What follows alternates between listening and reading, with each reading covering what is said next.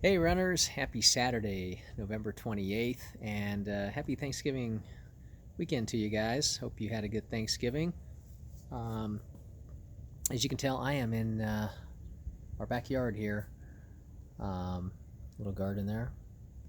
Just enjoying this Saturday morning. It's about 59 degrees or so, maybe upper 50s. I'm wearing a little vest here, trying to stay nice and comfortable, somewhat in the sun and shade. It's been a couple weeks since I did a video, so I wanted to kind of bring you guys up to speed and see what everybody's up to. It is a very sunny day, as you could tell, not a cloud in the sky. Um, Been great running weather here in Phoenix, Arizona. This is why we live here for 5-6 months of the year and suffer through the rest in the summer. So I'll definitely bring you up to speed unless you know what I've been up to. But if you like what you see, definitely hit the like button down below and also subscribe down below if you haven't done so already. I'd love to see what you guys are up to. And, this is a channel all about running. I am a certified running coach on the side here, in addition to my regular profession, and just love to run, and chat with folks around the world, see what you guys are up to. So let's kind of bring you up to speed here. What's happened here lately? I have been feeling a little bit, well, I'll say under the weather. Not like sick, but been having a little bit of discomfort in the my stomach. It all started, I'd say, about a week ago. It felt like nausea.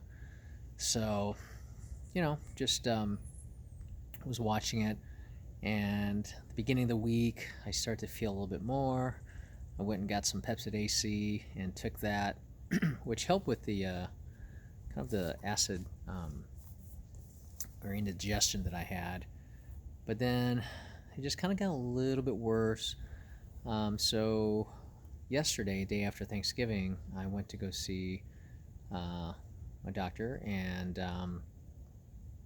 or the nurse practitioner, and the signs that I were giving were very similar to an ulcer, which I don't know if you guys have ever dealt with an ulcer, but 22 years ago I had a pretty bad episode with an ulcer where I basically threw up blood, like in the middle of the night. I had to get rushed to the ER, and ended up being an ulcer that had opened up pretty bad, and I was bleeding internally. I needed quite a bit of, like, 6 hours of blood transfusion, and they cauterized or kind of like burned the ulcer shut. Yeah, pretty spooky stuff. But have been healthy ever since, never had any issues. Um, but then started feeling something that I remember from the past, like an ulcer, where it almost feels like you're a little bit hungry, um, slightly bloated, and you feel like that discomfort in your stomach. Um, it just kind of always lingers. Like right now, I kind of feel it. So I decided to go into get it looked at, and they did some tests to see if I have this bacteria called H. pylori. You may be familiar with it. If not, it's a bacteria that's kind of like a cause of ulcers that supposedly a lot of people have. You could have it and not have an ulcer and not bother you. But they had me blow into this bag, hold my breath for 5 seconds, and then blow into it, like all the air out. And then after that, drink this liquid that was kind of sweet tasting. Um, not a flavor that I can really put a finger on it, but I had to drink that, fairly quick. And then they drew blood, and then I sat there for 15 minutes, and then I blew into the bag again. And basically, it's a way to test if I have the H. pylori in my system, if I have higher levels of carbon dioxide in my body. So I will find out next week if I do. And if I do test positive for the H. pylori, then it's medication that I would need to take for a few weeks to knock it out. If it's worse, then I probably have to go and get like a scope or an endoscopy, where basically they put a tube down your throat, which I've had done before, so they can look inside your stomach and see if there's anything serious that needs to be addressed. But hopefully it's not that, and hopefully it's just something that can be treated with medication and get me back on my feet. But I feel pretty good overall. Like I said, just a little discomfort in the stomach. Take some over-counter stuff and some samples I was given, and ran this morning, which I'll get to. But that's kind of like where I've been lately. We did have a turkey trot race on Thanksgiving Day, Thursday, which actually didn't go as well as I'd planned. As you know, for those of you who are viewing the channel, I've been doing this 5K race since September on this course that a friend and coach of ours have put on. It's a small race, very competitive though.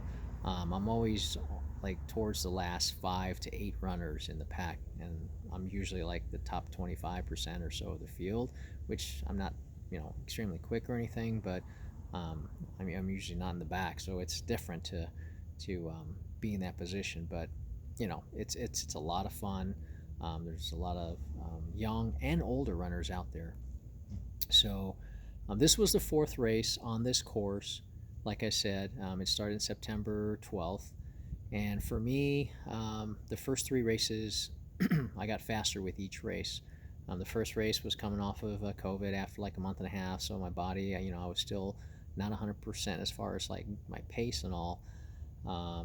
So that was my slowest race, and then I progressively got quicker with the one at the beginning of November. I ran 24:52, which is an 8-minute pace and very close to what I was doing, before the whole COVID thing back in July. So yeah, I was looking forward to having a great race on Thanksgiving Day. When we started out, my pace was, I knew I'd have to be around 8 minutes or so overall.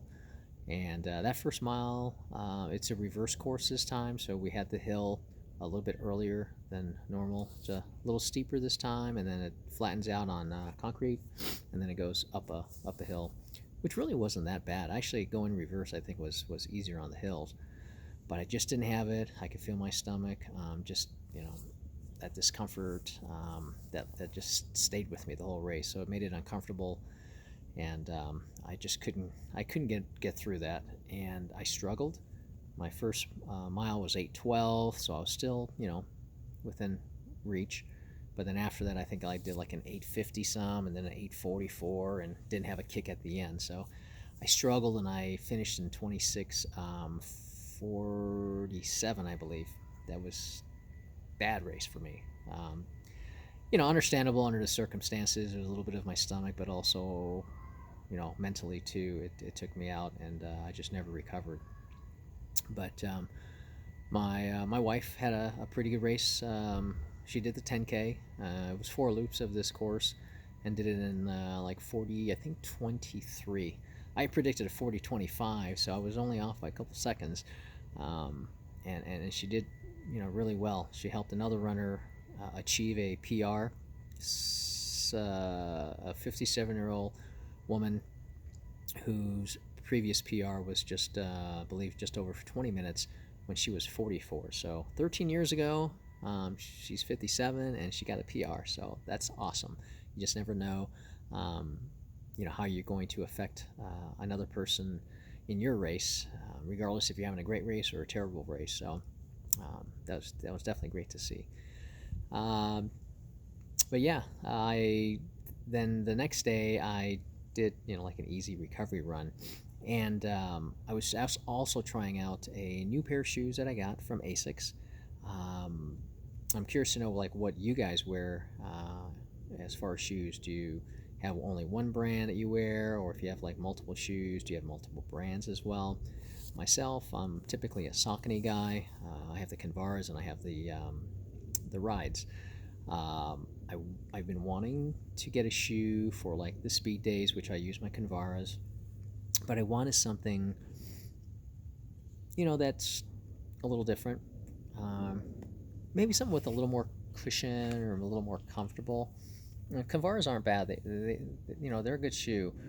Um, I know folks use them for a lot of different reasons. Long runs is what I used to use them for. 5K races, really any race, and then like speed days. So there was a sale that Asics had, and I jumped on it. It's the shoe that I picked up was normally $120. They had it on sale for $99. And if you're an Asics One member, which is free to register online, they gave you an additional 30%, which brought the shoe down to $69 plus tax and a free 2-day shipping. So for like $75, I picked up the Asics Evoride. You can see right there, it's like a kind of a yellow, greenish, blue shoe. You can see the if it comes out clear, it's the flight foam for the midsole, and then there's the bottom on the outsole. Not real thick on the outsole. This is a pretty cool shoe, actually.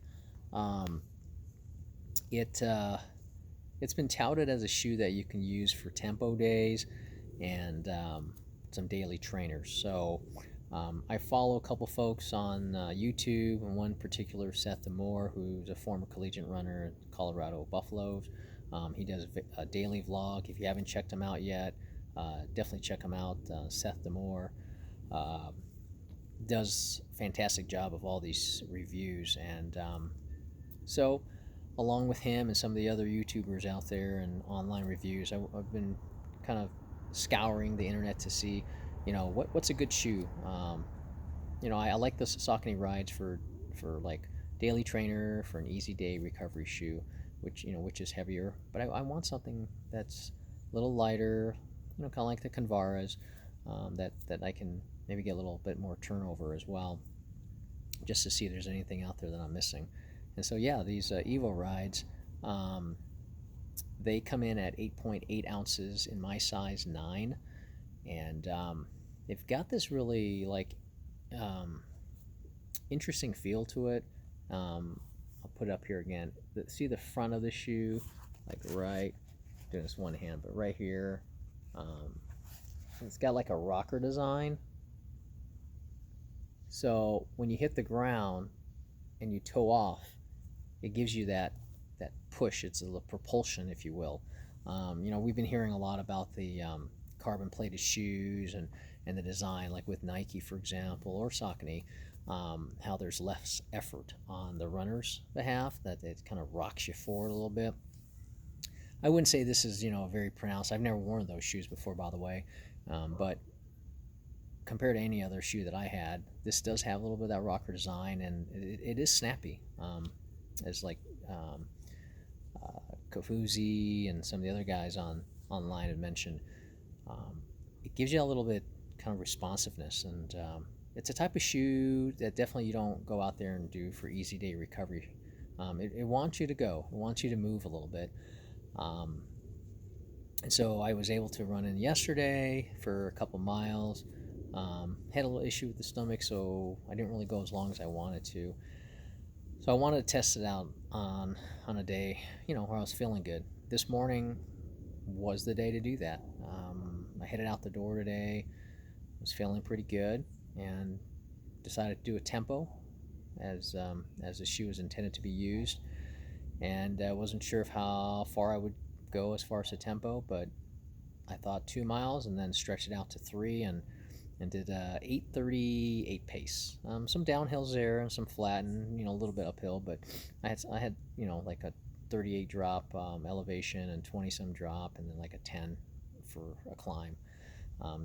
So nothing crazy, but yeah, it's definitely a shoe that is responsive and does have a little snap to it, and felt good in it, actually.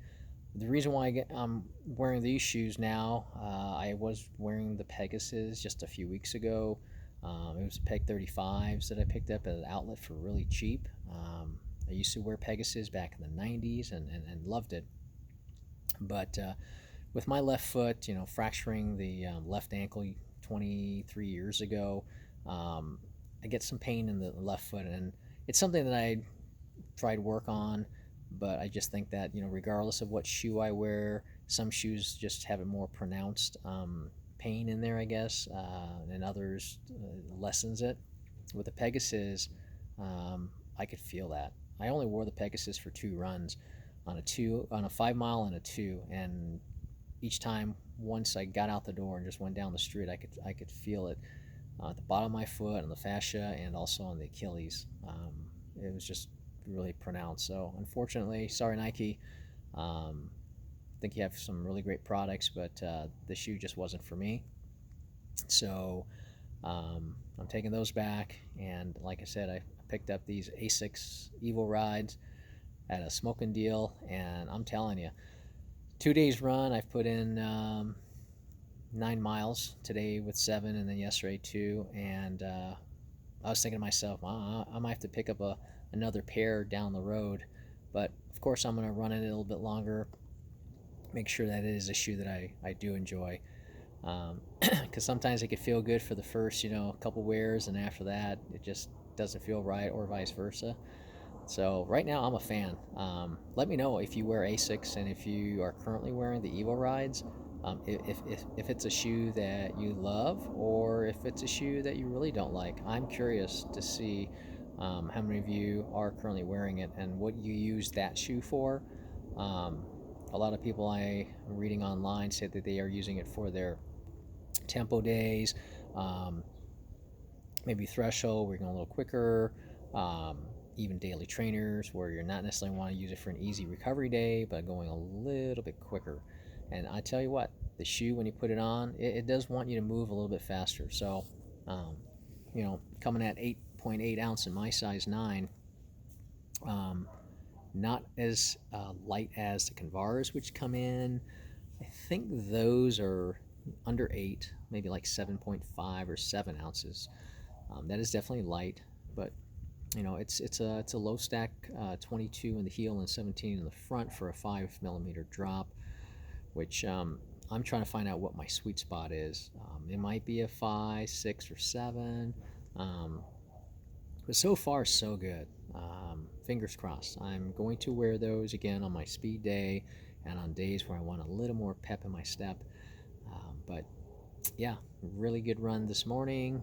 As you can tell, it's clear skies. Temperatures have been in the upper 60s, and we're going to stay in like the low, maybe mid 70s here for a while. But that's it, guys. I appreciate you watching. Sorry it's a little bit longer than normal, but definitely let me know what you guys are up to, if you did any turkey trots, and if you have anything coming up that you're training for. And hope to catch you guys soon as we continue as runners. Be safe out there, and thanks for watching. Take care.